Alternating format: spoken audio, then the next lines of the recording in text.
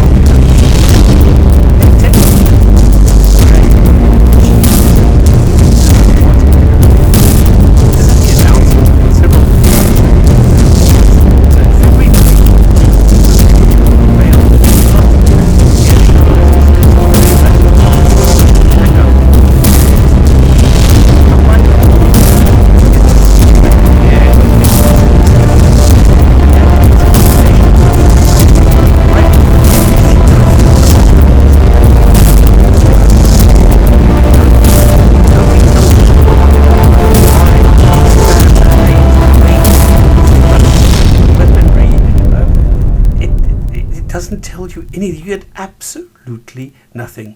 Just a mind-boggling assertion that it could fly fast and low. Wow. Unlike other Iranian projects, but here there were press releases, photos, videos, further details, and even some glimpses of the testing processes. But what these were testing was never really shown. The video of a flying Khair, the 313, the Dominator, turned out to be that of a radio-controlled toy. But after the missile was added, the monkey shot into space had evolved into a different one, and the space-age drone turned to be a fake from Japan, one would think that the Muslim regime in Tehran would learn. Not so. Just after the unveiling of the plane on Iranian TV during the anniversary celebration of the 79 revolution, it immediately came under criticism from aviation experts who pointed out the wrong size, the shape, the aerodynamics, stating that this was a fiberglass, balsa wood and paper mache mock-up and not real. The details were laughable indeed. I mean, look at the rear. The rear looks as though they ran out of putty.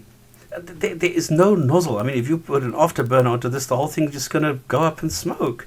The cockpit is really miniature, and it will not hold a pilot. I mean, under this canopy without any closing mechanism, instruments which seem more at home in an old Cessna, and a stick which looks more at home in a real aircraft, the good old F4. The speed indicator is not part of a jet aircraft, and what looks like a cassette player, I mean, it might play 8-track cassettes. The LCD screen on the right is not visible to the pilot, and the controls beneath it too. What a joke. But now, instead of simply backing down, they launched a photo to silence the critics. Muslims, well, I mean, they went ballistic. They said, "You see, I told you so." And they were like full of glee and folded their arms with a smug smile on their faces. And indeed, the picture showed a plane over a mountain, Mount Damavand in Iran, and it seems to be flying there. But what was strange, though, was that someone some years ago had taken a photo of the area in Iran, complete with Mount Damavand, in exactly the same weather, and by sheer coincidence, with the identical cloud patterns, identical humidity, density, pressure, angles, everything the same. And also by sheer coincidence, of course, the canopy was without a real pilot and just darkened. The plane had exactly the same light reflections, the rear configuration, bar the little red strap on it, even the same flat position as in the release photo. Can I reproduce this?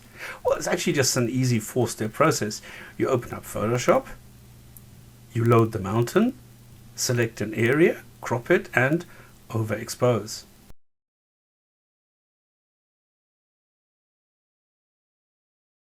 You take the lasso, trace the contours of the plane,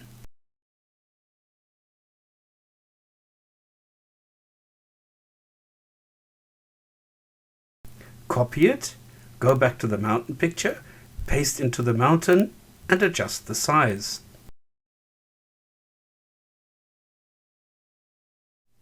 Finished.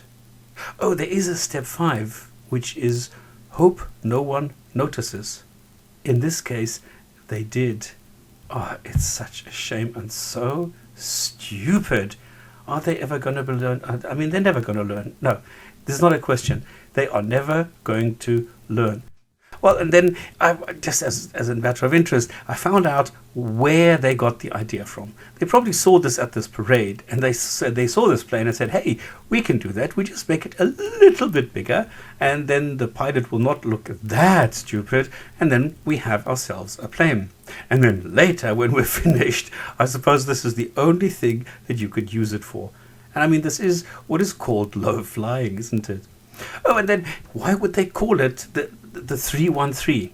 So I opened the Quran at 313, and there it says, there has already been a sign in the 2 armies that met. One was fighting in the cause of Allah, the other resisting Allah.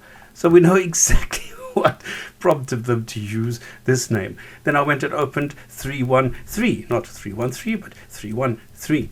And there it says, a guide and a mercy to the doers of God.